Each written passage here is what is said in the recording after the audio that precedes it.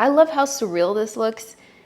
Fenty dropped 2 new primers. One is a hydrating primer and the other is a mattifying primer. So I picked up the hydrating primer, and I will say this, they look so pretty.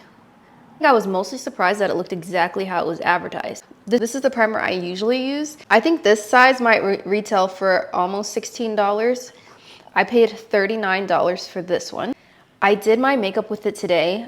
The foundation that I used is one that usually appears a bit more dry on my skin, and I do think that this helped moisturize it a little bit more. I just don't like how patchy things ended up being on my cheek. I don't have the same issue when I use the NYX. Even if I put on a little bit more than usual, it does not cause much separation. Blush. Now this area I have difficulty with anyway in general. Like, it's hard for me to keep my makeup from separating on my cheeks. I don't know why. I don't feel like it's oilier than the rest of my face, but for some reason, that's just my trouble spot. Usually I try to keep everything I purchase, but this is just, it's just too much work. When I have something that does the same job, it's not as pricey and my makeup doesn't separate like this.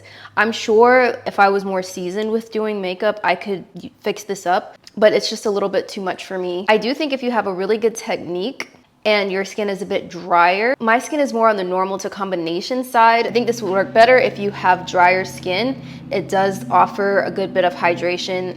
Even now you can see all the setting steps I took and my face is still a little bit more on the dewy side, which is what I typically like. Have you guys tried this out yet? Has anyone tried the mattifying primer? Please drop your thoughts on them in the comments. I'd love to know.